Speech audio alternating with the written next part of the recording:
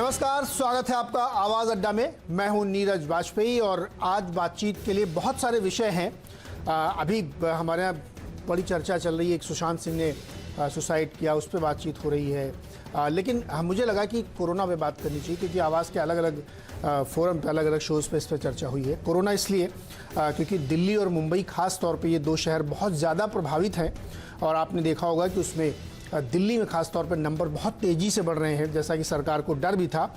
और अच्छा डेवलपमेंट ये हुआ कि केंद्र और राज्य सरकार ने मिल के उससे लड़ने की जंग की एक तैयारी करी है और उसके बाबत कई सारी बैठकें हुई और उस पर विचार विमर्श हुआ।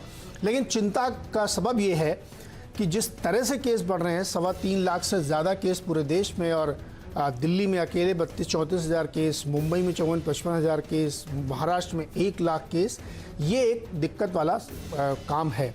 तो अभी कुछ देर पहले ये खबरें भी आ रही हैं कि तमिलनाडु ने अपने 4 शहरों में फिर से लॉकडाउन कर दिया है 30 जून तक के लिए। तो ऐसी भी घटनाएं बीच में आ रही हैं। तो हम आज ये समझने की कोशिश करेंगे कि जो कोरोना की जंग चल रही है, इसमें जो तरीके अपनाए जा रहे हैं प्रशासनिक तौर पे, क्या वो कारगर हो रहे हैं। क्योंकि इसी फोरम पे हमने कई बार जब चर्चा की तो एक बार ये हुआ कि लॉकडाउन एकदम ख़त्म कर देना चाहिए, फिर ये हुआ नहीं लगा रहना चाहिए, फिर कुछ लोग आए कि धीरे धीरे खोलना चाहिए। तो ये एक तरीका भी था जिसमें ट्रायल एंड एरर किए गए, किसी के पास कोई फॉर्मूला था नहीं। तो इसी पे आज हम बातचीत करेंगे कि एक मुंबई शहर है जहां दिल्ली से ज़्यादा विकट समस्या है, उसके लिए क्यों नहीं कोई एक बड़ा प्लान रखा जाता है।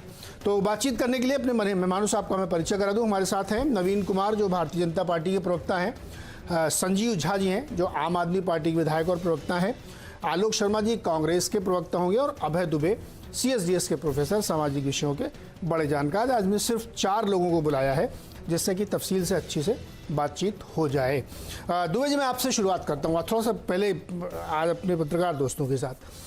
मेरा सवाल बेसिक ये है कि देखिए, देश में हर शहर में हर जगह बड़ी दिक्कत की स्थिति है और सारे फार्मूले आप कह सकते हैं कि थोड़ा फिट होते हैं फिर गड़बड़ा जाते हैं।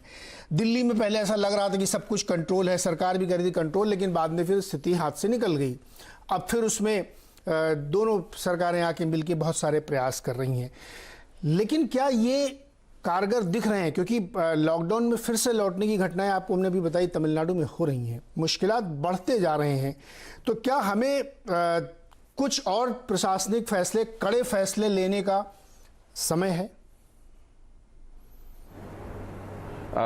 नीरज जी, इसी चैनल पर कई बार जब हम लोगों ने कोरोना के ऊपर चर्चा की है तो आमतौर पर भारतीय जनता पार्टी के प्रवक्ता जफर इस्लाम साहब हमारे साथ हुआ करते थे। और आपको याद होगा आगे कम से कम 3 या 4 बार जफर इस्लाम साहब ने इसी चैनल के ऊपर कहा है कि पहले जब कोरोना वायरस आया था उस वक्त हम लोग ये कैसा वायरस है, इसका क्या प्रभाव पड़ेगा, कितने लोग इससे संक्रमित होंगे और कितने लोगों की मृत्यु होगी, हम लोगों को पता नहीं था। लेकिन आज हम इस वायरस के बारे में जान चुके हैं। हम जानते हैं कि ये वायरस अगर किसी को हो भी जाए, कोई संक्रमित हो भी जाए, तो 95% लोग अपने आप ठीक हो जाते हैं। 15 साल से लेकर और 55 साल की उम्र के लोगों को तो ये इसका असर ही नहीं होता। तो इस जो उनका बयान बार बार आता है, मैं उनके बयान से सहमत होते हुए बात कह रहा हूं। मैं कोई असहमति व्यक्त नहीं कर रहा हूं, ना कोई आलोचना कर रहा हूं। मैं जफर इस्लाम साहब का जो बयान है उसकी पूरी लाइन से सहमत हूं। मेरा मानना है कि जो संख्या बढ़ रही है संक्रमित लोगों की, चाहे दिल्ली में बढ़ रही हो, चाहे बंबई में बढ़ रही हो, या किसी और इलाके में बढ़ रही हो, उस बढ़ती हुई संख्या से बहुत चिंतित होने की आवश्यकता नहीं है। सतर्क होने की आवश्यकता है, इंतजामात करने की आवश्यकता है, बंदोबस्त करने की आवश्यकता है। सब लोग डिस्टेंस, सब लोग एक दूसरे से फासले पर रहें, लोग नकाब लगाएं लगातार, और टेस्टिंग हो जितनी हो सके, जितनी भारत की क्षमता है उसके हिसाब से टेस्टिंग हो। ये सब करने की आवश्यकता तो है, लेकिन चिंतित होकर हम लोग एक भय का माहौल पैदा हो समाज में और लोग उससे बुरी तरीके से डर जाएं, ऐसा मेरे ख्याल से हम लोगों को नहीं करना चाहिए। अगर जफर इस्लाम साहब की बात के ऊपर जाया जाए, और उन्होंने ये बात एक बार नहीं बार बार इस चैनल पे कही है और दूसरे चैनलों पर भी कही है, तो इसका मतलब है कि ये भारतीय जनता पार्टी की लाइन है। और भारतीय जनता पार्टी की लाइन नहीं, ये सरकार की भी लाइन है, और मैं इस लाइन का समर्थक हूं, मैं इसका विरोधी नहीं हूं। मैं ये मानता हूं कि कोरोना एक ऐसी बीमारी है जो पिछली महामारियों के मुकाबले एक निहायत ही कमजोर महामारी है। इससे ज्यादा चिंतित नहीं होना चाहिए। अगर कुछ लोगों को कोरोना हो भी जाता है, मान लो मुझे कोरोना हो जाता है या मेरे किसी दोस्त को हो जाता है, तो हम 10-15 दिन में अपने आप ठीक हो जाएंगे। भाई खांसी जुकाम होता है 7 दिन में ठीक होता है, हम एक्सपेक्टोरेंट पीते हैं, हम गार्गिल करते हैं, हम भाप लेते हैं, लेकिन कोरोना एक ऐसी बीमारी है इसमें ये 3 काम भी करने की जरूरत नहीं होगी। केवल आप दूसरे को संक्रमण न दें, इसकी आप चिंता करें और कोरोना अपने आप ठीक हो जाएगा। तो ये जो जफर इस्लाम साहब की लाइन है, जिससे मैं बहुत प्रभावित हूं, इस लाइन के मुताबिक तो बहुत ज्यादा चिंतित नहीं होना चाहिए। मैं तो मान रहा हूं कि अब ये आपकी भी लाइन है सर, आपने उससे सहमति जता दी थी, आपकी भी लाइन हो गई। बिल्कुल मेरी भी लाइन है, मैं तो कह रहा हूं ये बिल्कुल ठीक बात है जी। दिल्ली सरकार के जो प्रतिनिधि हैं हमारे साथ, संजीव झा जी, विधायक भी हैं। संजीव झा जी, आलोक जी कह रहे हैं कि, अभय जी कह रहे हैं, माफ कीजिएगा, कि बड़े नंबर से बहुत चिंता करने की जरूरत नहीं है, बचाव के तरीके ढूंढने चाहिए। और दुनिया में अब सेकेंड वेव ऑफ कोरोना की भी चर्चा शुरू हो गई। चाइना के बीजिंग में बहुत सारे लोगों को प्रभावित हुआ, तो वहाँ पे बहुत सारी जगहों पे मार्केट बंद करनी पड़ी, कंटेनमेंट फिर शुरू करना पड़ा। आप चिंतित हैं बड़े नंबर से? आप लोग कह रहे थे कि बहुत नंबर बड़ा आ रहा है इसलिए हमको चिंता है। देखिए, मुझे लगता है कि कमोबेश जो अभय जी कह रहे हैं, इस 3 महीने में हम लोग भी वायरस के बारे में कमोबेश यही समझ बना पाए हैं कि अगर आपको कोरोना होना आप कंटेजियस है, आपको हो सकता है, लेकिन जो सरकार को और हम सब की जो कंसंट्रेशन वो है कि कम से कम डेथ हो, इलाज की प्रॉपर व्यवस्था हो पाए, अगर कोई सीरियस पेशेंट है तो उनको हॉस्पिटलाइज हो पाए, और साथ साथ हम सब लोगों को कोरोना का एक प्रोटोकॉल है उसको फॉलो करना है, मास्क लगाना है, सैनिटाइज करना है, हाथ धोते रहना है, ताकि ये इसकी जो संक्रमण है उस संक्रमण से हम लोगों को बचा पाए। तो ये मैं बिल्कुल मानता हूँ, अभय जी बिल्कुल कर रहे हैं, हम दिल्ली हम लोग सब लोग सभी सरकारें कह रही हैं कि अगर ये नंबर बढ़ते हैं तो ये आपको घबराने की जरूरत नहीं है। जरूरत यह है कि हम सब लोग दूसरे को संक्रमण कम से कम कर पाए, और साथ साथ सरकार होने के नाते हम सब लोग इलाज उस सबको करा पाए, अगर कोई सीरियस होता है हॉस्पिटलाइज हो पाए, उसकी व्यवस्था हम सबको मिलकर के करना है। संजीव झा जी, दरअसल मेरा सवाल अब इनसे है, आलोक जी से, बीजेपी के बाद में होंगे सबसे। हम जब ये कह रहे हैं कि नंबर बढ़ रहे हैं इसलिए हमें बहुत डरना नहीं चाहिए, हमें उसकी व्यवस्था करनी चाहिए इलाज की तमाम की, तो हमारे यहाँ जो इंफ्रास्ट्रक्चर है उसकी तो पोल खुल चुकी है। मैं कई बार इस पे शो भी कर चुका हूँ कि जो 75 दिन मिले थे उसमें कुछ किसी ने नहीं किया है, नंबर ऑफ बेड्स बढ़ाए नहीं। अब उसमें दिक्कत क्या है कि अगर मैं अभय दुबे जी की बात से सहमत हो जाऊँ तो एक मुश्किल ये आती है कि हमारे यहाँ बहुत सारे लोग ऐसे हैं जिनको हाइपरटेंशन है, ऐसे लोग हैं जिनको डायबिटीज़, हमारे यहाँ डायबिटीज़ की बहुत भारी संख्या में पेशेंट्स हैं, और बहुत बड़ी संख्या में ऐसे लोग हैं जिनको पहले से कोई ना कोई बीमारियां, अस्थमा है, इनको अगर ये प्रभाव हो गया तो दिक्कत हो सकती है। इसलिए नंबर बढ़ना भी कोई बहुत अच्छी बात नहीं है, और तैयारी तो आपने देख ही ली आलोक जी। देखिए, मुझे लगता है कि जितना सिंपल वे में अभय भाई ने कहा, अगर इतना सिंपल होता तो ये पूरा वर्ल्ड जो है परेशान नहीं होता। सब लोग वैक्सीन कहाँ है ढूंढते नहीं घूमते। आज 135 दिन हो गए पहला केस जब तक से डिटेक्ट हुआ है, तब से कितना लंबा लॉकडाउन रहा, फिर अनलॉक, और रोज की प्रेस ब्रीफिंग, और रोज दुनिया देख रही है टीवी पे कितने आंकड़े बढ़ गए और कितने घट गए। मुझे लगता है चिंता का विषय है और चिंता करनी चाहिए, और चिंता केवल उनकी नहीं है कि जिनका डायबिटीज है। इसमें कोई डायरेक्टली कोरिलेशन अभी तक नहीं मिला है कि 15 से 55 साल के और 60 साल तक के लोगों को नहीं होगा। मेरे कई जानकार लोग हैं जो 40, 45 और 50 की एज में चले गए हैं, उनकी कोई एज जाने की नहीं थी। आपने इंफ्रास्ट्रक्चर की बात की, इंफ्रास्ट्रक्चर आपने देखा ही। आज तो हम कोटि कोटि नमन करेंगे हमारे देश के गृह मंत्री साहब भी, कि उन्होंने भी कल से मीटिंगें लेनी शुरू कर दी हैं। बहुत अच्छी बात है कि केंद्र शासित प्रदेश और दिल्ली देश की राजधानी, ना आम आदमी पार्टी ने एक हॉस्पिटल बनाया 6 वर्षों में, ना केंद्र सरकार ने एक हॉस्पिटल बनाया, ना एक कोई टेम्परेरी हॉस्पिटल डेवलप किया, और दोनों पार्टी के लोग अब बार बार जफर इस्लाम साहब का नाम ले रहे हैं कि साहब उन्होंने ऐसा कहा था। तो मुझे लगता है सब बंद कर देना चाहिए। कोई यार ये लॉकडाउन करना और ये तमाम चीजें सब क्यों कर रहे हैं फिर ये सब लोग? अगर जफर इस्लाम साहब भी ठीक हैं और आम आदमी पार्टी भी ठीक है तो ये मीटिंग भी बंद कर देनी चाहिए। क्यों चाहे पैसे का खर्चा कर रहे हैं ये लोग?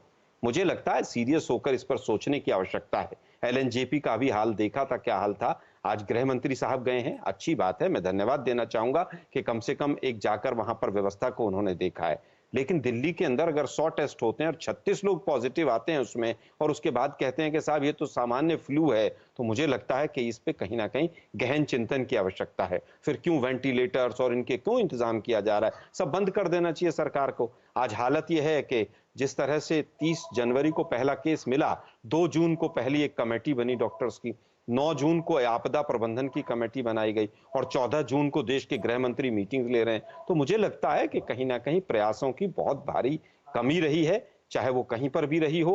अगर हमारे किसी राज्य में रही होगी तो उसको भी हम देखेंगे। हम बार बार कह रहे हैं, माननीय राहुल गांधी जी ने पहले कहा कि आपदा है, देश के गृह मंत्री आपदा नहीं मानते थे। जब अर्थव्यवस्था का भट्टा बैठ गया और 20 लाख करोड़ का झुंझुना देश को देना पड़ा, तब उसके बाद समझ आई कि नहीं साहब ये तो आपदा है। मुझे लगता है अभी भी बहुत सीरियसली इसके ऊपर काम होना चाहिए और जिस तरह से देश की अर्थव्यवस्था और हेल्थ की हालत होती जा रही है बहुत चिंतनीय है और ये आंकड़ों की जरूरत है कि इनके ऊपर ध्यान दिया जाए, कहां बढ़ रहे हैं, क्यों बढ़ रहे हैं, मुझे ऐसा लगता है।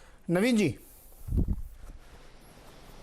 अगर कुछ नहीं है तो फिर इतना सीरियस जी नीरज जी, हाँ नहीं ऐसा है ही नहीं नीरज भाई कि आप कहेंगे सीरियस नहीं है।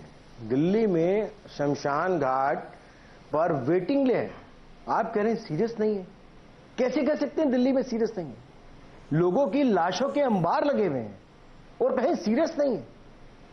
वो 2 साल का बच्चा से लेकर 32 साल के युवा से लेकर 90 साल का बुजुर्ग भी अपने प्राण दे रहा है कोरोना के कारण, और हम कहीं सीरियस नहीं है। कमाल है। हाँ, यह अगर बात सही कही, आलोक जी कह रहे थे कि आज दिल्ली देश के गृह मंत्री LNJP हॉस्पिटल गए, देश के गृह मंत्री तो LNJP हॉस्पिटल गए, बात सही है।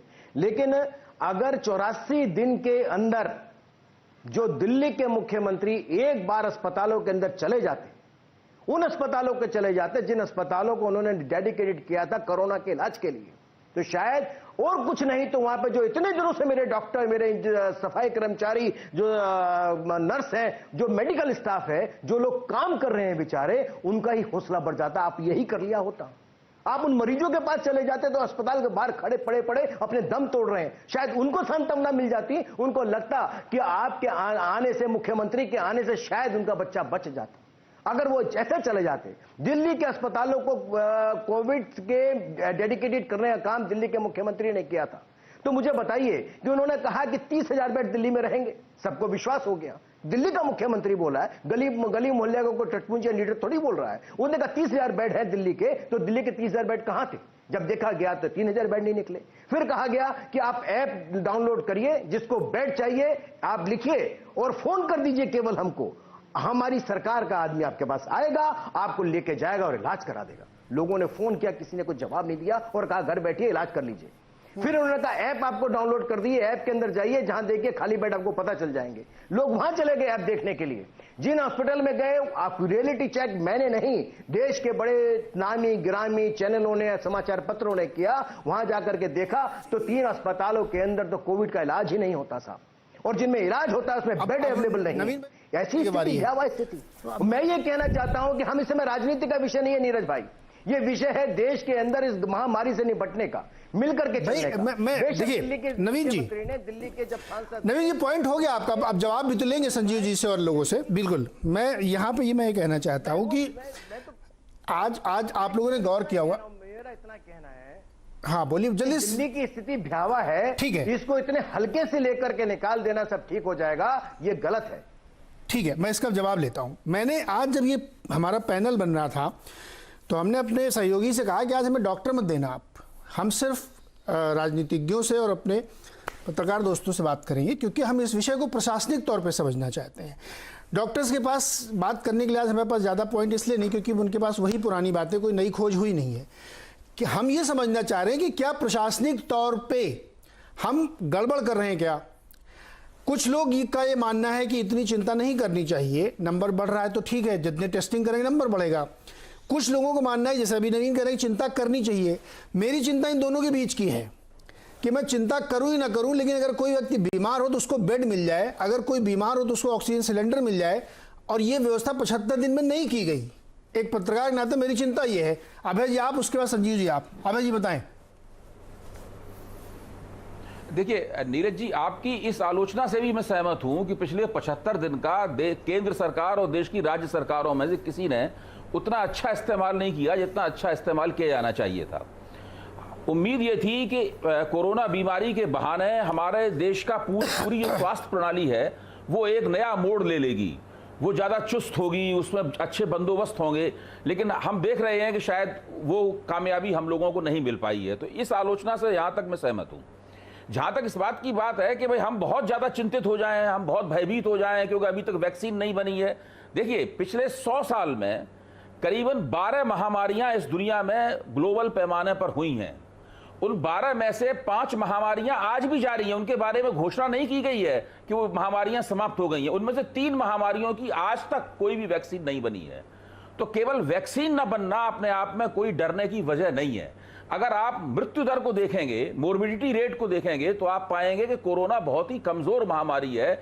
इसकी तो टीबी से भी मुकाबला नहीं किया जा सकता और किसी और दूसरी महामारियों से कोई मुकाबला। दूसरी महामारियां तो हंसती होंगी कि इस कोरोना को महामारी घोषित क्यों कर दिया गया। विश्व स्वास्थ्य संगठन किसी भी बीमारी को जब महामारी घोषित करता है तो उसका बुनियादी मानक क्या है? उसका बुनियादी मानक यह है कि 100 लोग जब संक्रमित हों तो उसमें से 12 लोगों की मृत्यु होनी चाहिए।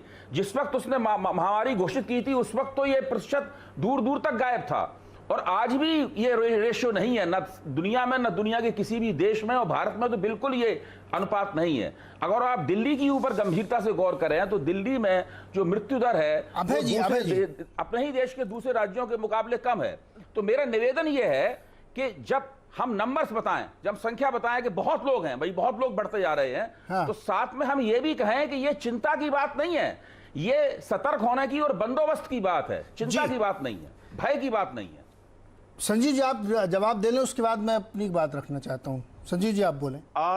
देखिए, मैं बहुत गंभीरता से जो बीजेपी के प्रवक्ता है मैं उनकी बातों को सुन रहा था। एक चीज देखिए, आज पूरे देश में ये कोरोना बीमारी और महामारी पूरे देश में है, तो हम तुलना भी कर लेते हैं कि दिल्ली में क्या तैयारी है और जगह क्या तैयारी है। आज दिल्ली में 14,604 लगभग 15,000 पर मिलियन हम टेस्ट कर रहे हैं। दूसरा स्थान राजस्थान का आता है जो 7,000, उसके बाद 3,000 से ज्यादा कहीं नहीं, उससे कम ही है। तो टेस्टिंग सबसे ज्यादा दिल्ली में हो रही है। आज दिल्ली में 612 वेंटिलेटर्स हैं, साथ लगभग 10,000 बेड की व्यवस्था दिल्ली सरकार ने की। हम तो बार बार यही कह रहे थे, आओ हम सब लोग मिलकर काम करते हैं। मैं स्वागत करता हूं कि कल देश के गृह मंत्री ने मीटिंग बुलाई और उन्हें कुछ स्टेप लिए। मैं भी बार बार कहता हूं ये 14,000 15,000 टेस्ट भी काफी नहीं, हम तो कहते हैं टेस्ट काफी और संख्या में होनी चाहिए। हम इसीलिए हमने ये भी कहा कि आईसीएमआर जो तमाम तरह की कॉम्प्लिकेशन बना रखा है उसको आसान कर दे। जिस तरह से ब्लड टेस्ट होता है उसी तरह से कोरोना का टेस्ट हो जाए। मैं स्वागत करता हूं आज शायद ये फैसला भी हुआ है कि 450 रुपए अब टेस्टिंग कर सकते हैं, हम डोर टू डोर जाकर टेस्टिंग कर सकते हैं। दिल्ली को टेस्टिंग किट बढ़ा के दी जा रही है। ये सारी बात हम बहुत पहले से कह रहे थे। टेस्टिंग से क्या होगा? आज भी हमारे यहाँ 45% बेड की अवेलेबिलिटी है। नवीन जी ने कहा, आज एक बात समझ लीजिए कि ऐप में कुछ परेशानियां जरूर आई, तो कोई भी चीज शुरुआत करते हैं तो पहले दिन तो संजीव जी नहीं होता। नहीं, ये जो बार बार टेस्टिंग आप लोग करते हैं, टेस्टिंग से क्या होगा? टेस्टिंग करने के बाद आपके पास भर्ती करने के लिए जगह है क्या? नहीं, बिल्कुल जगह है। आज भी कहां है जगह, बताइए आप मुझे। आज भी हमारे पास सरकारी अस्पतालों में 45% सीट वैकेंट हैं, क्योंकि आप लोगों को भर्ती नहीं कर रहे हैं इसलिए वैकेंट है। आप लोगों को भर्ती नहीं कर रहे हैं इसलिए वैकेंट है सर। नहीं बिल्कुल आप अच्छा एक्टिव केसेस बता दीजिए आप मुझे। हम एक्टिव केसेस बता दीजिए, कितने एक्टिव केस? डेटा बता दिया कि हमारे एलएनजेपी में कितने बेड हैं, राजीव गांधी में कितने बेड हैं। सर आप मुझे एक्टिव केस बता दीजिए ना, कितने दिल्ली में कितने एक्टिव केस हैं? नहीं, लेकिन जितने सारे फिर वही बात हैं और 34,000 एक्टिव, अगर मान लीजिए ये 34,000 एक्टिव नहीं है तो सारे लोग हॉस्पिटल जरूरत नहीं है। देखिए सर, ये यही तो बात है ना। सिम्प्टोमेटिक है। नहीं सर, नहीं के करीब 15 क्या हुआ कि आपके यहाँ 41,000 केस हो गए सर। अब आप उसमें से एक्टिव केस निकालिए ना 24,000। देखिए 41,000 टोटल केसेज हैं। आपने पूछा कि एक्टिव केसेज कितने हैं, तो मैंने आपको एक्टिव केसेज बताया कि लगभग। अच्छा मान लीजिए 31,000 आपके एक्टिव केसेज हैं, उसमें से कितने लोगों को, क्या उसमें से केवल 2,000 लोगों को बेड की जरूरत है? आप मजाक कर रहे हैं संजीव जी, मैं नहीं कह रहा हूं, आप मजाक कर रहे हैं आप कि आप आंकड़े देख लीजिए कि सर मैं अब आंकड़ों की बात, नवीन जी रुकिए एक मिनट। देखिए सुनिए, जब कभी ह्यूमन त्रासदी को, अरे संजीव भाई सुन तो लीजिए आप, क्या होता, आंकड़ों का खेल बड़ा बुरा होता है। जब मानवीय त्रासदी को हम सांख्यिकी में परिवर्तित कर देते हैं और हम डेटा पर चले जाते हैं, इतना रेशियो है, इतने एक्टिव हैं, इतने पैसिव हैं, डेथ रेट ये है, प्री मॉर्बिडिटी ये है, ये जो आंकड़ों का खेल है ना, ये ह्यूमन लाइफ में अप्लाई नहीं होता सर। और हम यही बार बार उदाहरण देते हैं कि ये देखिए आंकड़े हमारे, वो देखिए एक्टिव केसेस। जीवन को आप सांख्यिकी में मत बदलिए। ये ह्यूमन त्रासदी है। और स्पेनिश फ्लू में 5 करोड़ लोग मरे थे, तब भी लोगों को ऐसा लग रहा था कि कुछ नहीं होगा, कुछ नहीं होगा, धीरे धीरे सब ठीक हो जाएगा। हम आपको बता चुके हैं कि आपके यहां 6 करोड़ खाली एक्टिव डायबिटीज के पेशेंट हैं। जब उनको ये कोरोना होता है तो उनको वेंटिलेटर भी चाहिए, उनको ऑक्सीजन भी चाहिए, उनके लिए मुश्किल हो जाती है। तो हम इसको इतने हल्के से ले रहे हैं, ये मुझे दिक्कत है। नवीन जी बोलिए अपनी बात, उसके बाद आलोक जी के पास आता हूं मैं। कतई कोई मेरे को केवल इतना नीरज भाई आंकड़ा इसलिए दे रहा हूं कि आंकड़े के मेरे को इतना से कहना है सर, आ रहा हूं संजीव जी, एक एक करके सर, बहुत समय है, बहुत समय रहे थे, बहुत समय कि दिल्ली में, हाँ दिल्ली में 7,000 टेस्टिंग हो रही है। आप दिल्ली का मुकाबला यूपी से करोगे क्या? दिल्ली में हर कदम पर आप जाएंगे 500 मीटर की दूरी पर टेस्टिंग लैब है। आप उत्तर प्रदेश में, बिहार में, राजस्थान में कहीं और इतनी लैबें हैं क्या जितनी देश की राजधानी में है? और उसके बाद आपको ये दोनों की तुलना करेंगे आपस में कि भाई वहां पर कम हो रही है, यहां पर ज्यादा हो रही है। यहाँ टेस्टिंग लैब ज्यादा है, यहाँ पर टेस्टिंग ज्यादा होनी चाहिए। आपने टेस्टिंग बंद कर दी। आईसीएमआर ने कभी नहीं कहा कि टेस्टिंग बंद करिए। आईसीएमआर ने कहा कि टेस्टिंग करिए, लेकिन आपने एक आदेश जारी कर दिया कि दिल्ली की लैब के अंदर आपने जो है टेस्टिंग कराने के लिए मना कर दिया। सुन लीजिए प्लीज, मैं आपके बीच में नहीं बोला था, वरना फिर मुझे ये डिबेट उस प्रकार की नहीं है। देश के अंदर, देश की राजधानी के अंदर आपने मना कर दिया कि यहां पर टेस्टिंग नहीं होगी। 74 दिन में जितने केसेस दिल्ली में नहीं थे, उससे कई 200 गुना ज्यादा केसेस मात्र 14 दिन में हो गए। आखिर क्यों हो गए? वो इसलिए हो गए, सुनिए, कम से कम आलोचना सुनने से आप सीख जाएंगे। आप सीख तो सकते नहीं, लेकिन हम कोशिश करें आपको सिखा पाए। मेरा यह कहना है संजीव जी, अपने नेता को जाकर के बताइएगा कि दिल्ली में सब मना करते रहे कि आप शराब के ठेके मत खोलिए, अगर ठेकों पर जितनी भीड़ उमड़ रही है उससे कोरोना फैल जाएगा। आपने खोल डाले। आपने ये नहीं कहा, दिल्ली के एलजी ने बंद किया, आपने 7% उस पर ब्लैक लगा दी पैसा इकट्ठा करने के लिए। आप करिए रेवेन्यू इकट्ठा, विज्ञापन में दीजिए, दिल्ली की जनता के बारे में सोचिए। आपको सोचना चाहिए था कि दिल्ली में लैब के अंदर टेस्टिंग अधिक से अधिक हो, वो नहीं करी। आलोक जी, मैं आपसे भी एक बात कहना चाहता हूं। अभी आपने कहा कि 6 वर्ष में आपने कोई कॉलेज, आपने दिल्ली के अंदर कोई अस्पताल नहीं बनाया 6 वर्षों में रहते हुए। आज स्थिति यह है कि 70 साल में जहां पर जो अस्पताल था, जिस जिले के अंदर, वहां पे एक ही अस्पताल रहा, वह दूसरा नहीं कहा। आपने आपने 6 दशक तक के करीब सत्ता का भोगते रहे। आपने स्वास्थ्य व्यवस्था चरमरा करके रखी। आज वो स्वास्थ्य व्यवस्था ठीक करने का काम कर रहे हैं जो एक दिन में नहीं हो सकती। इसके लिए दोषी है नवीन जी, रुकिए, आलोक जी के पास चलता हूं। करके अपने प्राण त्याग रहे हैं जो छोटे छोटे बच्चे। आलोक शर्मा जी के पास चलता हूं मैं। उस सबकी करुणा की, अरे नवीन जी, अब आप थोड़ा रुकिए, आपको उनके दर्द को समझना चाहिए। हाँ, आलोक शर्मा जी के पास चलता हूं मैं। आपके कारण वो लोग अपनी देश में महामारी है। अरे रुकिए भाई, संजीवनी, आलोक शर्मा जी से मेरा सवाल भी है। आलोक शर्मा जी जो आप कहना चाहते हैं, मैं आपको उदाहरण बताना चाहता हूं। आप सभी पैनलिस्ट ध्यान से सुने। कल की घटना है, कल बीते दिन की। आप जो बार बार अस्पतालों के नंबर गिना रहे हैं ना, जैसे अस्पताल में इतने बेड खाली, इतने बेड खाली, सर ये भ्रम है। एक निजी अस्पताल ने पेशेंट को लेने से पहले 2.5 लाख रुपए रखवा लिए और 2.5 लाख रुपए की गारंटी ले ली, तब उस पेशेंट को एंटर कराया। आप कौन सी बातें कर रहे हैं संजीव झा जी? आलोक जी बताइए। देखिए, सबसे पहले आईसीएमआर की टेस्टिंग से शुरू कर लें। नवीन जी का काफी अच्छा भाषण था। 12 तारीख को 1,50,305 टेस्ट हैं और 15 तारीख को आज का डाटा, मतलब कल का जो डाटा आया है, वो 1,15,000 का है। टेस्टिंग घट रही है इस देश के अंदर और भाषण फुल स्विंग पे है अभी भी। मैं केवल ये जानना चाहता हूं, हाईकोर्ट और सुप्रीम कोर्ट जो टिप्पणियां कर रहे हैं, क्या वो भी गलत कर रहे हैं क्या? अगर दोनों पार्टियों ने कोई एक हॉस्पिटल दिल्ली में बनाया हो तो उसका नाम बता के जाइएगा। 1 घंटे का शो है। अभी झा साहब कह रहे थे कि 45% बेड खाली हैं। एलएनजेपी में जैसी हालत दिखाई गई, वहां पर कौन इलाज कराने जाएगा? अभी नवीन जी ने बड़ा भाषण दिया कि साहब यहां पर तो डग पे लैब है। आईसीएमआर ने रिस्ट्रिक्ट किया हुआ है, केवल कुछ है लैब्स जिनके ऊपर जो टेस्टिंग कर सकते हैं। ओपन टेस्टिंग नहीं है कि पैथोलॉजी की तरह जाकर आप टेस्टिंग कर लें। यहाँ पर दिल्ली देश की राजधानी है, एलजी यहाँ के पूरी तरह से मालिक हैं, दोनों की जिम्मेवारी बनती है। आप लोग लड़ रहे हैं यहाँ पर, 5 दिन का वेटिंग है बॉडी की क्रीमेशन में, और आप लोग अपना डाटा बता रहे हैं। ऐप पे ये है और ऐप पे वो है। झा साहब कह रहे हैं कि 672 या कितने वेंटिलेटर हैं, इनका ऐप बता रहा है 472 यहाँ पर वेंटिलेटर्स हैं। झा साहब, एक हॉस्पिटल का तो नाम बता दीजिए जो 6 साल में बनाया हो आप लोगों ने। अभी भी समय मेरे है। यहाँ बुराड़ी हॉस्पिटल है आलोक जी। अरे सर, अभी भी समय है। मैं फिर कहूंगा, कोविड के 38 हॉस्पिटल में से टोटल में से केवल 5 आप लोगों ने उसको वहां पर ऑनलाइन किया है कि 5 में कोविड के पेशेंट जाएंगे। अभी प्रपोजल चल रहा है कि 10 बेड से 50 बेड तक के हॉस्पिटल्स को कोविड में कन्वर्ट किया जाएगा, लेकिन नवीन जी का ICMR जो है उसको रोके बैठा हुआ है। अभी भी इन दोनों की लड़ाई जो है वो पूरी तरह से पूरी फुल स्विंग पे है। आप बताइए ना, कौन सा ICMR ने दिल्ली के लिए कौन सा ऐसा रूल बना दिया जिसमें अच्छा रहे? टेस्ट पॉजिटिविटी रेशियो 36% है। ये सब आम आदमी पार्टी के आंकड़े लेके बैठ जाते हैं, टेस्टिंग कर दी। किसी देश में कहीं पर भी 36 टेस्ट पॉजिटिविटी रेशियो नहीं है कि 100 में से 36 लोग पॉजिटिव निकले। दीनदयाल उपाध्याय हॉस्पिटल है, परसों का आंकड़ा बता रहा हूं, 52 टेस्ट हुए हैं। इतना बड़ा हॉस्पिटल है वो, और 52 टेस्ट मात्र हुए हैं।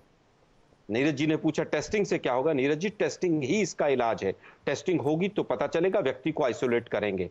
जो इसके अंदर सिम्टम नहीं है, अगर वो बाहर घूमता रहेगा तो 20 लोगों को और कर देगा। इसलिए टेस्टिंग ही सबसे इंपॉर्टेंट। मैंने इसलिए पूछा था कि टेस्टिंग क्यों कर रहे हैं, क्योंकि टेस्टिंग के बाद की व्यवस्था नहीं है सरकारों के पास। मेरा सवाल तो ये है, इसलिए मैंने कहा था टेस्टिंग करके क्या होगा। तो टेस्टिंग के बाद अगर मान लीजिए सरकार के पास व्यवस्था भी नहीं है, तो कम से कम होम क्वारंटाइन तो होगा। वो व्यक्ति कम से कम अपने परिवार को तो नहीं फैलाएगा, पड़ोसियों को तो नहीं फैलाएगा। कितने लोग आप एक एक कमरे में जिंदगी गुजार रहे हैं, कहां से होम क्वारंटाइन कर पाएंगे बेचारे? अगर हम नहीं कर पाएंगे तो फिर तो इस महामारी का कोई। मैं वही तो कह रहा हूं कि ये जिम्मेदारी जो 75 दिन वाली थी उसमें किसी ने काम किया नहीं। सर एक मिनट, दूसरी चीज यही जो डेथ रेशियो है 100 में से गुजरात की जो डेथ रेशियो है वो 6.8 है। जितने पॉजिटिव केसेस निकल रहे हैं उसका 6.8% की डेथ हो रही है, और दिल्ली 6.4 पर है, और दोनों लड़ रहे हैं आपस में। ये इनके पास किसी के पास कोई सही आंकड़े नहीं। 2200 लोगों का कॉर्पोरेशन का आंकड़ा है दिल्ली का, और इनका जो ऐप है वो ऐप बताता है आम आदमी पार्टी का कि यहाँ पर डेथ 1100 साढ़े 1100 हुई है। कॉर्पोरेशन का जी मेरी आवाज आ रही है तो आप सुनिए, मैं आपको 2 बातें छोटी छोटी कहना चाहता हूँ। उत्तर प्रदेश की आबादी 22 करोड़ से ज्यादा है, आप इनसे बुलवा लीजिए। और 22 करोड़ की आबादी में उत्तर प्रदेश के मुख्यमंत्री ने 24 लाख से ज्यादा प्रवासी मजदूर जब भी गए हैं, उनके लिए जितने स्टेडियम थे, वहां के जितने विश्वविद्यालय थे, उन सब के अंदर क्वारंटाइन सेंटर बना दिए।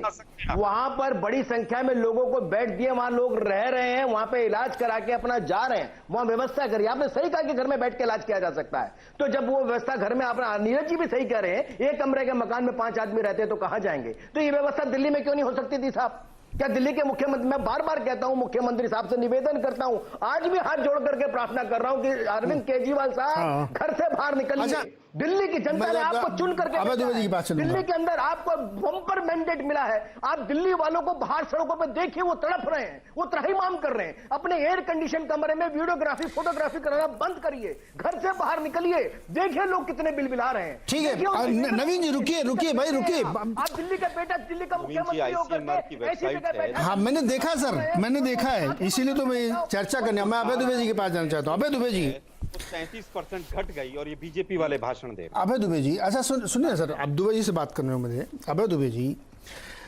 अगर हम उस मुद्दे को एक बार साइड में रख दें कि ये कितना खतरनाक है, वायरस है, क्योंकि ये एक अलग बहस चली जाएगी और वो एक डिफरेंट पैराडाइम। अगर वो बहस में हम जाएंगे तो हमको शुरू से ही ये तय करना चाहिए था। अब वो प्रशासनिक गलती एक बार हो चुकी है, अब उसको आप रिवर्स नहीं कर सकते, टाइम मशीन में जा नहीं सकते हैं।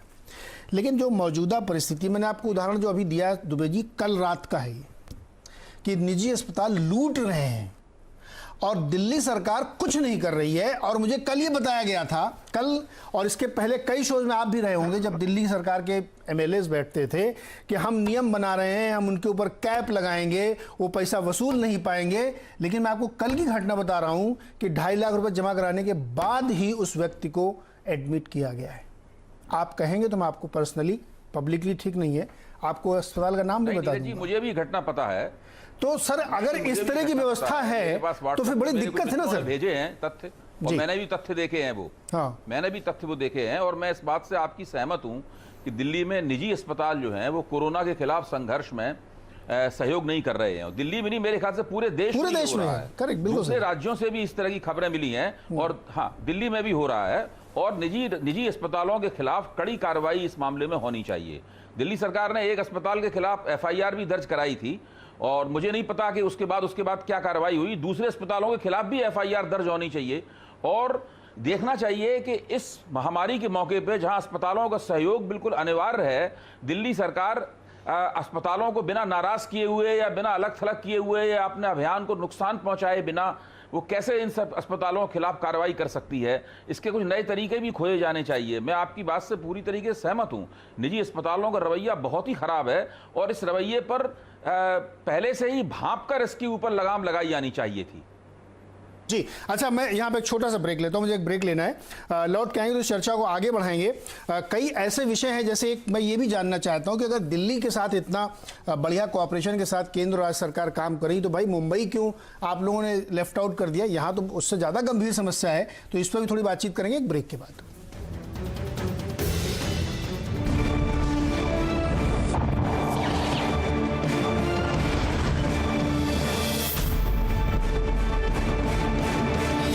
स्वागत है एक बार फिर से आपका आवाज अड्डा में। आज हम चर्चा कर रहे हैं कि जो कोरोना की हम जंग लड़ रहे हैं, इसमें दिल्ली में एक काम हुआ है। अपने दर्शकों को बता दें कि केंद्र और राज्य सरकारों ने की बात, कई दौर की बैठक हुई, उसके बाद कई सारे उपाय किए जा रहे हैं क्योंकि दिल्ली में बहुत तेजी से केसेस बढ़ रहे हैं, तो उसके लड़ने के बड़े प्रयास किए गए। आनंद विहार जो रेलवे स्टेशन है वहाँ पे बहुत सारे कोचेस खड़े करके वहाँ पे बनाए जाएंगे, बेड्स लगाए जाएंगे, जो ज़रूरी भी है और पहले ये योजना बनी थी और पहले होना चाहिए था। टेस्टिंग बढ़ाई जा रही है, ये भी एक अच्छी बात है, बढ़नी चाहिए टेस्टिंग। जितने ज़्यादा से ज़्यादा लोग समझ में आ जाएंगे कि इनको दिक्कत है, उनको रोका जा सकता है। लेकिन मेरा सवाल नवीन जी आपसे है कि अगर इतनी कृपा दिल्ली पे आप लोग कर रहे हैं तो कम से कम मुंबई में भी कर ली। ये भी फाइनेंशियल कैपिटल है, वहाँ से ज़्यादा ख़राब स्थिति यहाँ पे है, बहुत बड़ी पॉपुलेशन है। रोज़ हम लोग रिपोर्ट चलाते हैं कि यहाँ पे विस्फोटक स्थिति हो रही है, तो यहाँ के बारे में कब सोचेंगे केंद्र वाले?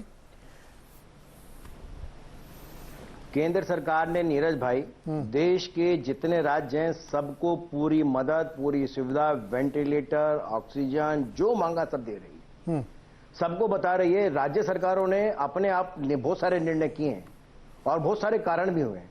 मैं समझ सकता हूं कि दिल्ली के मुख्यमंत्री हों या फिर जो है महाराष्ट्र के मुख्यमंत्री हों, दोनों ने सीखी हैं, समझ नहीं है, सरकार चलाने की अकल नहीं है, कोई बात नहीं, लेकिन कम से कम अगर जैसी ऐसी कोई विकट स्थिति हो तो अपने अनुभव ना हो तो दूसरे से ले लेना चाहिए।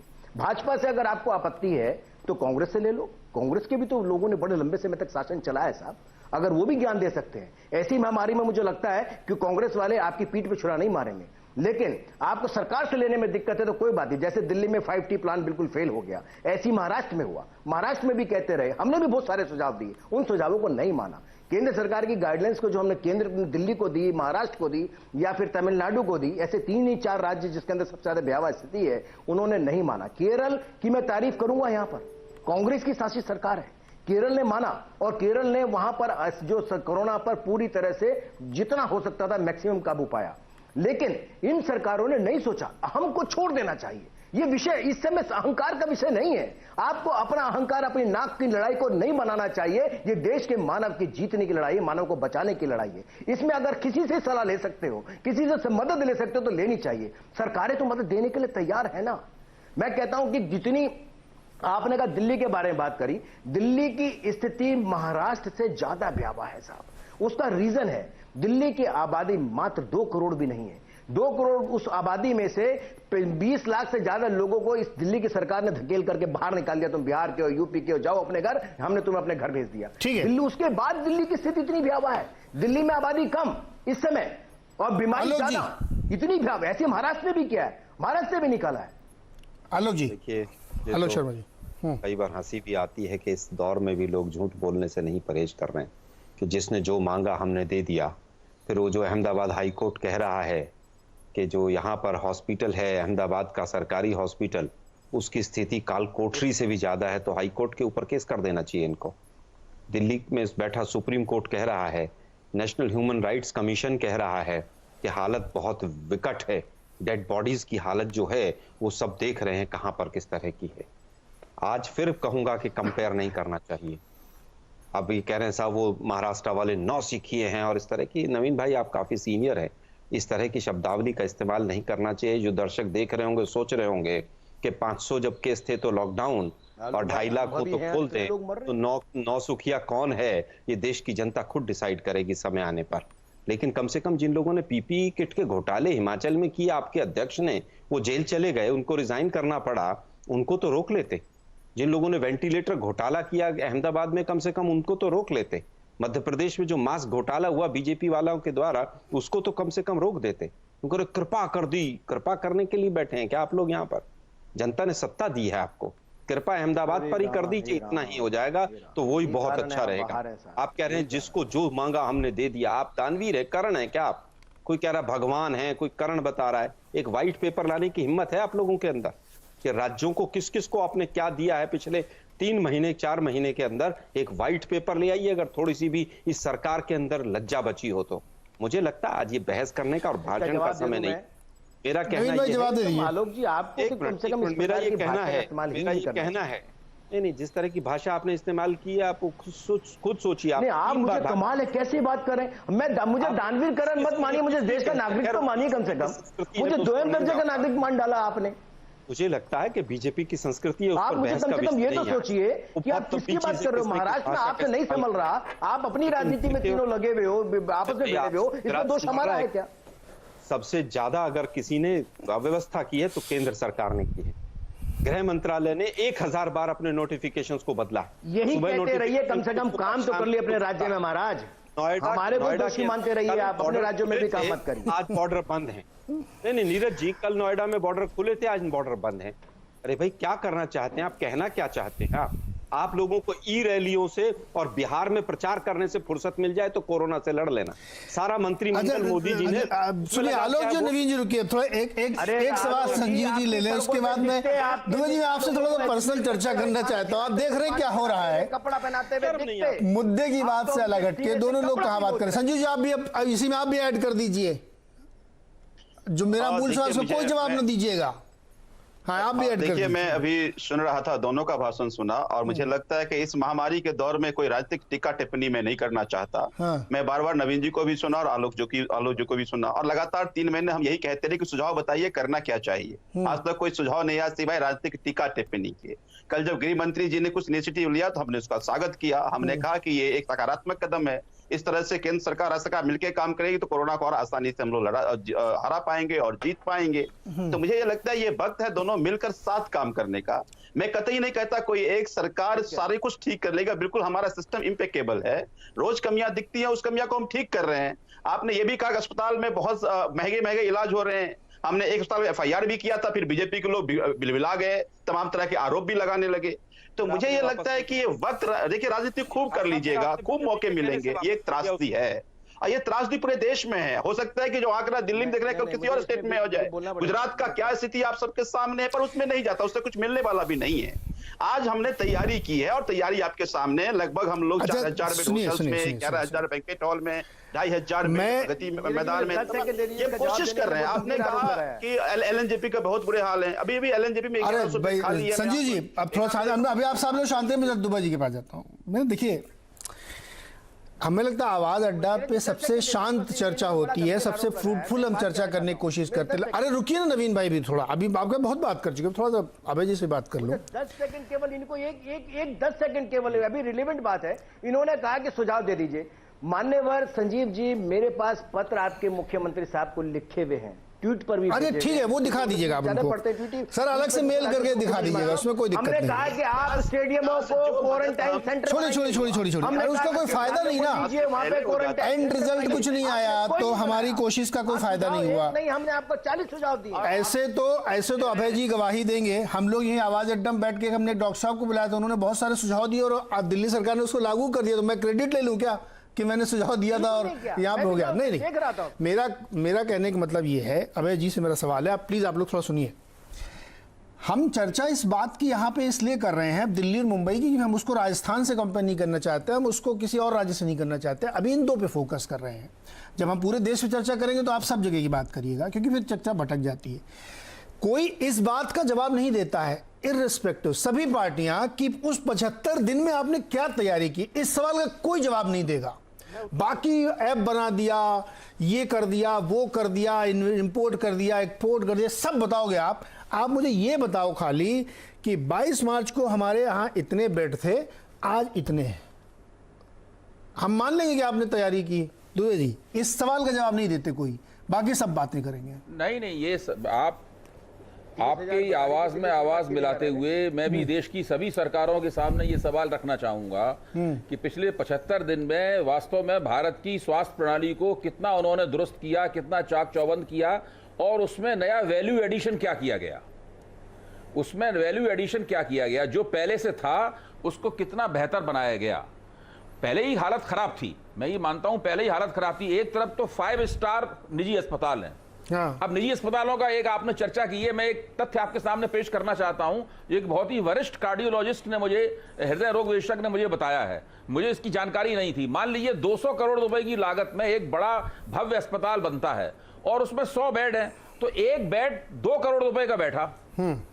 मेरा मानना यह है कि ये जो पूरा स्वास्थ्य सिस्टम का ये जो हिस्सा है, ये हिस्सा ही आपत्तिजनक है। मेरा निवेदन यह है कि इससे बहुत कम पैसे में, इससे कहीं ज्यादा बेड का बहुत साफ सुथरा अस्पताल बन सकता है। तो जो स्वास्थ्य प्रणाली का जो कारपोरेटाइजेशन हुआ है, ये कारपोरेटाइजेशन ही इस तरह का है कि उसमें एक निजी अस्पताल कोरोना का फायदा उठाकर एक मरीज से 2.5 लाख रुपए रखवाएगा और 2.5 लाख रुपए की गारंटी लेगा, जिसका भी आपने जिक्र किया और मैंने भी उसकी तस्दीक की। दिक्कत की बात यह है कि ये जो 5 स्टार कल्चर है स्वास्थ्य का, ये बिल्कुल खराब है, भारत जैसे देश में बिल्कुल फिट नहीं है। और इस बात पर ही, इस कोरोना के संकट का फायदा उठाकर हम सभी को, सरकारों को, मोदी जी को और राज्य सरकारों को भी इसके ऊपर गंभीरता से सोचना चाहिए और इसके अंदर कुछ बुनियादी तब्दीली लाने के बारे में सोचना चाहिए। इतने महंगे बड़े बड़े अस्पताल बनने की इजाजत ही इस देश में नहीं मिलनी चाहिए। अगर सरकार पूरी स्वास्थ्य प्रणाली को सब्सिडाइज नहीं कर सकती है तो कम से कम, और निजी क्षेत्र को उसमें भाग लेने देती है, तो निजी क्षेत्र के ऊपर कुछ इस तरह की बंदिशें होनी चाहिए कि वो 2 करोड़ रुपए प्रति बेड की लागत का अस्पताल न बनाए। अगर ऐसा अस्पताल बनेगा तो फिर वो लूट खसोट करेंगे ही। अरे दुबे जी, दिक्कत, हाँ आपके पास आ रहा हूँ आलोक जी, दिक्कत ये है कि इस पैंडेमिक में भी सरकारें रोक नहीं पा रही हैं जी। बाकायदा डिस्प्ले में मेनू लिखा हुआ है पर डे के हिसाब से रेट। इस पैंडेमिक की सिचुएशन में भी अगर आपको एक नहीं कंट्रोल कर पा अंग्रेजी का एक मशहूर अखबार जो कि आर्थिक विषयों का अखबार है और पिंक पेपर पर निकलता है, मैं उसके संपादकीय का जिक्र करता हूं आपसे। जब किसी ने सुझाव दिया कि निजी अस्पताल जो है वो कोरोना के मरीजों से पैसे न लें, तो इसके पैसे न लें या उस पर रियायत करें, तो इस सुझाव के खिलाफ उस अखबार ने एक संपादकीय लिखा कि निजी अस्पतालों पे ऊपर इस तरह का दबाव नहीं डाला जाना चाहिए। मैं ये कह रहा हूं समस्या है कि इस बात पे सरकार क्यों नहीं सोच रही है। आलोक जी, आप तीनों लोगों को सवाल है, मैं आलोक जी के पास आता हूं, एक एक करके आपके पास आऊंगा कि भाई एक तरफ आपके पास सरकारी अस्पतालों में जगह नहीं है, लोग भरे पड़े हैं और आप खुद ही बता रहे हैं कि वहाँ लाइन लगी हुई है, मॉर्चरीज में हालत ख़राब है, और दूसरी तरफ वहाँ पे लूट रहे हैं और आप मुझे ऐप दिखा रहे हैं, देखिए 4000 बेड खाली हैं। ये क्या मजाक है? क्यों नहीं इसको अब तक रोका जा रहा है? दिल्ली मुंबई में अगर ये स्थिति है तो आप सोचिए कि जहाँ कम खराब व्यवस्थाएं हैं या जहाँ पे बहुत अच्छी व्यवस्था नहीं है हेल्थ की, वहाँ क्या स्थिति होगी? आप अंदाजा है। अभी देखिए ग्लोबली अब सेकेंड वेव ऑफ पैंडेमिक की बात हो रही है, हम अभी पहले वेव में ही फंसे हुए हैं, पीक हुआ ही नहीं अभी तक, पता नहीं कब होगा, क्या होगा, कुछ नहीं पता किसी को। केस की संख्या बढ़ती जा रही है रोज। डर इस बात का है कि भारत में बहुत सारे लोग पहले से ही दिक्कत में होते हैं और 14 दिन के क्वारंटाइन में जाएंगे वो, तो क्या स्थिति होगी? आलोक जी, देखिए मुझे लगता है कि मुंबई ने बहुत अच्छी तरह से कुछ चीज़ों को हैंडल किया है, कुछ चीज़ें वहाँ से सीखनी चाहिए। अभी नवीन जी तो केरला में भी हमारी सरकार बना रहे थे, खैर बीजेपी है कहीं भी कुछ कर सकती है। मुझे लगता है भीलवाड़ा मॉडल से बहुत कुछ सीखा गया। मुंबई को 36 जोन में इन्होंने डिवाइड किया, 72 एम्बुलेंस है, 72 इनके हॉस्पिटल्स उन्होंने आइडेंटिफाई किए हैं कि वहाँ पर अगर है तो आप उस जगह पर वहाँ पर फ़ोन कीजिए और वहाँ पहुँच जाइए। मुझे लगता है कि उसी तरह के मॉडल दिल्ली में भी अपनाए जाने चाहिए। जहां तक बात है कि हॉस्पिटल्स की जो आप बात कर रहे हैं, अभी अभय भाई ने कहा कि ऐसे हॉस्पिटल्स को परमिशन नहीं मिलनी चाहिए। अगर केजरीवाल जी की और केंद्र सरकार अगर एक हॉस्पिटल केंद्र के देश की राजधानी में 6 साल में नहीं बनाएंगी तो स्वाभाविक है कि इस तरह के हॉस्पिटल्स अपने चार्ज लेंगे। सवाल ये भी तो खड़ा होना चाहिए कि केंद्र ने और राज्य ने एक भी हॉस्पिटल पिछले 6 साल में क्यों नहीं बनाया? 38 हॉस्पिटल जो दिल्ली की सरकार के हैं उसमें से मात्र 5 को ही कोविड के लिए क्यों रखा गया है? बाकी 33 को क्यों नहीं रखा गया? क्योंकि वहां पर इंफ्रास्ट्रक्चर चाहिएगा। सवाल तो यह भी उठना चाहिए कि यूपीएससी से जो दिल्ली के लिए डॉक्टर्स की रिक्रूटमेंट होनी चाहिए थी, वो पिछले 6 साल में अगर पूरा आंकड़ा देखें जितनी रिक्वायरमेंट थी वो 72% नहीं हुई है। आप केवल बड़े अस्पतालों को कोस देंगे, मैं उनके पक्ष में नहीं हूं, उन्होंने जो किया गलत किया, लेकिन आपने एक दिन एफआईआर की एक हॉस्पिटल के खिलाफ, 4 दिन बाद कह रहे हैं साहब बीजेपी वालों ने तिल मिला गए इसलिए हमने एफआईआर वापस ले लिया, हमने वो केस वापस ले लिया, उसको टेस्टिंग भी अलाउ कर दी। अरे भाई आईसीएमआर क्या कर रहा है? महाराष्ट्र ने सबसे पहले 2200 रुपए में 4500 रुपए वाला टेस्ट किया, पूरे देश में क्यों नहीं करवाते आप? कई जगह राज्यों ने और भी किया है, लेकिन आईसीएमआर की गाइडलाइंस है 4500 रुपए का जो रेट रखा था वो आईसीएमआर ने रखा था। आईसीएमआर सुनिए नहीं कर रहा है, उसका कारण है, मैं आपको थोड़ा सा मैं बता दूं सवाल। 30 जनवरी को पहला केस आया और उसके बाद 5 मई को पहला टेस्टिंग घोटाला ही निकल गया। अरे किसने किया? आईसीएमआर किसके अंदर था? वो एंटीबॉडी टेस्ट का जो घोटाला निकला वो किसके अंदर था? वो बीजेपी की सरकार के नाक के नीचे हुआ, लेकिन उस पर सवाल नहीं होंगे। मुंबई की जो आप इतनी बात कर रहे हैं ना, मैं आपको कुछ आंकड़े बता देता हूं सर। मुंबई में सुनिए ना आप। देखिए सर, आंकड़ों की बात तो यह है कि कोई टेस्टिंग कराएगा तो स्वाभाविक है वहां पर निकलेगा। किसी मीडिया चैनल की हिम्मत नहीं है कि जाकर अहमदाबाद के हॉस्पिटल की 4 फोटो खिंचलाए। अरे सुनिए ना आलोक जी, यही तो दिक्कत होती है। वो ठीक नहीं। क्या बीमारी को इससे कंपेयर किया जा सकता है क्या? राष्ट्रव्यापी थी। नहीं आलोक जी सुनिए, आप पहले, मैं आपसे पहले ये कह चुका हूं। नहीं जीएसटी का पैसा सुनिए, आप सुनिए, कोविड का वर्ल्ड बैंक से पैसा आया वो राज्यों को नहीं दिया। अरे आलोक जी बात तो सुनो पहले, आप बताते नहीं। समस्या यही है सबके पास ज्ञान बहुत है, गुण नहीं है किसी के पास। गलत है चीज। जब कोई बात बताई जा रही है, जब किसी चीज पे फोकस बात की जा रही है, तो आप फिर गुजरात के हाई कोर्ट के आदेश, वो सुना है हमने 10 बार इसी शो में हमने चर्चा की है उस पर। क्या बात कर रहे हैं आप नहीं आ पाए वो अलग बात है, लेकिन इसी शो में हमने चर्चा की है। मैं जो आप बताने की कोशिश कर रहा हूं उसको सुनिए सर। महाराष्ट्र के आप मुंबई की इतनी तारीफ कर रहे हैं, 58,000 केस हैं यहाँ पे, और ये इसलिए नहीं है कि आप बहुत टेस्टिंग कर रहे हैं तो इसलिए हो रहे हैं, इसलिए क्योंकि यहाँ लॉकडाउन का पालन नहीं किया गया है। यहाँ रेड जोन और हॉट जोन में लोग घूमते हैं अभी भी, इसलिए यहाँ नंबर बढ़ रहा है। दिल्ली में भी हो जाएंगे। फ्लॉप है पूरा मॉडल यहाँ का, और आपके पास जगह नहीं है। आप जरा जाइए केईएम अस्पताल की स्थिति देख के आइए, फिर आपको समझ में आएगा। बातें दिल्ली में बैठ के कर सकते हैं कि हमने ये किया, हमसे सीखे। भीलवाड़ा मॉडल इतना अच्छा था, जयपुर में क्यों दिक्कत हो गई? फिर वो मॉडल जयपुर में क्यों नहीं लगाया आपने? क्या बात कर रहे हैं सर? जयपुर एक के एरिया को छोड़ के बाकी पूरे में कंट्रोल है। पूरे राजस्थान की क्या स्थिति है बताऊं मैं आपको? कोई एक मॉडल सक्सेसफुल हो गया तो आप उसको बता रहे हैं। अगर वो भीलवाड़ा इतना सफल था तो जयपुर में नहीं होना चाहिए था सर। जहां वो आपकी सरकार राजस्थान में, आपकी सरकार महाराष्ट्र में, मुंबई में लगवाइए भीलवाड़ा मॉडल, क्यों नहीं लगवाते? बिल्कुल लगवाया गया। मैंने कहा है जोन में जो बांटा गया है वो भीलवाड़ा मॉडल। उससे क्या लाभ हुआ जोन में बंटने से? 58,000 केस का आंकड़ा मैं बता रहा हूं आपको इस समय। सर ये तो 58,000 तो अहमदाबाद में भी थोड़े दिन में हो जाएंगे अगर टेस्टिंग होगी, और दिल्ली में भी। अगर ये कंपेयर करने से इलाज हो जाए तो मैं इटली या अमेरिका से कंपेयर करूं। कंपेयर करने से नहीं होता। मैं इसीलिए कह रहा हूं मानव जीवन को आंकड़ों में मत तौलिए सर। हर पिछले 4 दिन डेटा बता के समस्या को कम नहीं किया जा सकता। टेस्टिंग कम हो गई है तो इसके लिए केजरीवाल या उद्धव ठाकरे कैसे जिम्मेदार है? आईसीएमआर किसके अंडर है? मोदी जी जिम्मेदार क्यों नहीं है? मीडिया के लोग क्यों नहीं सवाल पूछते मोदी जी से? तो यार नवीन जी यहाँ बैठकर क्या कर रहे हैं और इसे मैं क्या पूछ रहा हूँ? सर आप पूछिए ना कि 4 दिन में क्यों आंकड़े गिर गए? नवीन जी से मैं क्या पूछ रहा हूँ? आपको सुनाई नहीं दे रहा है, आपको समझ में नहीं आ रहा। मैं 50 बार कह चुका हूँ 75 दिन में हमने व्यवस्था नहीं बनाई। अरे सर मैं फिर कह रहा हूँ नहीं सर, आप लोग क्या होता है ना, विषय को विषयांतर करा दो, अपने बात आए तो दूसरी बात करने लगो, ये खराब तरीका होता है। ये पूरे देश में इस तरह के आंकड़े हो जाएंगे तो क्या करेंगे? आप किससे कंपेयर करेंगे फिर आप? अरे सुनिए एक एक करके बोलिए। मेरा ये कहना है, फंड का हिसाब नहीं देते हैं आलोक के अलावा कुछ नहीं करते। मेरे मित्र हैं, अच्छा बोलते हैं। एक एक करके प्लीज, एक एक करके। आलोक जी मुझे एक बार बताइए, आप बार बार ये तर्क देना कि भाई 6 साल के अंदर आपने डॉक्टरों की संख्या कम कर दी, क्या मोदी सरकार ने डॉक्टरों को बाहर कर दिया? क्या आप बार बार तुलना करते हो कि मैंने लाशों के लिए लकड़ी ज्यादा इकट्ठी कर दी, तेरे राज्य ने कम कर दी? ये कौन सा तर्क हुआ भाई? इस तरह से बात करेंगे आप? आपने क्या कहते हो 6 साल में सरकार ने अस्पताल गिरा दिए, डिमोलिश कर दिए, अस्पताल बनने की जगह खत्म कर दिए? किस तरह की बातें करते हैं आप? मेरा निवेदन है कम से कम यहां पर गंदी राजनीति छोड़ दीजिए। आप हर साल हर चीज के लिए, हर दोष के लिए, हर गुनाह के लिए मोदी को दोषी ठहराते रहेंगे। इससे बेहतर है कि मिलकर के काम करिए, राजनीति मत करिए। मुझे ये बताइए आईसीएमआर ने कब कहा कि टेस्ट नहीं होने चाहिए? वो आदेश किसने निकाला टेस्ट नहीं होने चाहिए का? क्या आईसीएमआर ने कहा था कि टेस्ट नहीं होने चाहिए? एक पैरामीटर है, वो पैरामीटर उपयोग में लाना चाहिए, इसमें क्या गलती है? दूसरी बात, आप बार बार कहते हैं कि मेरे राज्य में कम हो गए, तेरे राज्य में ज्यादा हो गए। आज आपने क्या दिया? राजस्थान कोरोना फ्री हो गया, पंजाब में कोरोना नाम की कोई चीज नहीं है।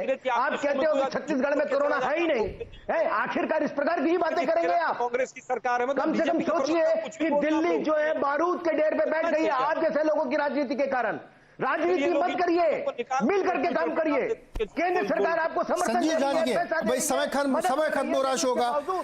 एक आदमी इतनी देर तक बोलेगा तो फिर शो नहीं खत्म हो पाएगा। संजीव जी, आप अपनी बात रख दीजिए। देखिए, मुझे लगता है कि पैनलिस्ट कहता है कि राजनीति नहीं करनी चाहिए, फिर भी बात राजनीति की ही आती है। ये महामारी है और पूरे देश के लिए है और हम सबको इसको मिलकर के लड़ना है। जब मैं अपने टेस्टी के आंकड़े या बाकी आंकड़े दिया तो इसी राज्य से तुलना हमने केवल इसलिए किया ताकि चुनौतियां सबके सामने हैं, उस चुनौतियों को सामना करते हुए किस तरह से दिल्ली सरकार काम कर रही है। मैंने ये भी कहा कि कल जो गृह मंत्री ने इनिशिएटिव लिया, ये अच्छी इनिशिएटिव है, हम सबको मिलकर काम करना है। हम तो बार बार कह रहे हैं कि टेस्टिंग की संख्या बढ़नी चाहिए। और अगर 24 घंटे की बात करें तो लास्ट 24 घंटे में 13,300 टेस्ट किए हैं। तो जो टेस्टिंग किट आपने बढ़ाया उसके बिहाफ पर टेस्ट करना शुरू किए। और साथ साथ हम लोग जहां जहां रेस्ट्रिक्टिव जोन है वहां डोर टू डोर सर्वे करके जो आप कह रहे हैं कि किस अलग अलग जो बीमारियां हैं उनको किसी तरह का शिकायत तो नहीं, टेस्ट कर रहे हैं, फिर उसके बिहाफ पे उसको उसी तरह का इलाज की व्यवस्था किया जा रहा है। लगातार हम बेडों की संख्या बढ़ा, 20,000 बेड हम जगह जगह, चाहे वो बैंक्वेट हॉल हो, चाहे वो होटल्स हो, चाहे प्रगति मैदान में, तमाम जगह से 20,000 बेड बढ़ाने की कोशिश कर रहे हैं। या केंद्र सरकार जो रेलवे कोच में सर अभी तक आप कोशिश ही कर रहे हैं। संजीव जी, मेरा समय खत्म हो गया है, समय खत्म हो गया। मैं माफी चाहूंगा, दोबारा हम लोग बातचीत करते थे, समय खत्म हो गया है। हम लोग अभी कोशिश ही कर रहे हैं, समस्या बढ़ती जा रही है, दिक्कतें बढ़ती जा रही हैं, हम अभी कोशिश ही कर रहे हैं। और आप लोग कहते हैं फेज वाइज में अभी बेड बना रहे हैं। मेरा तो क्या बताएं, इस स्थिति में आप पूरा देश पहुंच गया। इसमें मैं किसी सरकार को या किसी पार्टी को दोष नहीं दे रहा हूँ, ऐसी अभूतपूर्व समस्या थी, लेकिन प्रशासनिक तौर पे गड़बड़ियां हुई हैं, तैयारी नहीं की गई है, ये सच है। और हम अभी भी अगर इसको हल्के में ले रहे हैं तो आगे और मुसीबत बढ़ेगी, क्योंकि आपके यहाँ इंफ्रास्ट्रक्चर बहुत कमज़ोर है और बहुत सारे लोग कई सारी ऐसी बीमारियों से ग्रसित होते हैं कि अगर उनको कोरोना हो जाएगा तो फिर आपको वेंटिलेटर भी लगेगा, फिर आपको ऑक्सीजन भी लगेगा, आईसीयू लगेगा, जो कि नहीं है। तो इसलिए बेहतर है कि अभी भी इसको अच्छे से रोक सकते हैं। सोशल डिस्टेंसिंग कराइए, मॉल मत खुलवाइए, पूजा स्थल खुलवाने की कोई ज़रूरत नहीं है, इसको रोका जा सकता है। तमाम उपाय किए जा सकते हैं, ये सरकारों को तय करना है कि वो क्या करती हैं। बहुत बहुत शुक्रिया हमारे साथ जुड़ने के लिए। देखते रहिए CNBC आवाज़।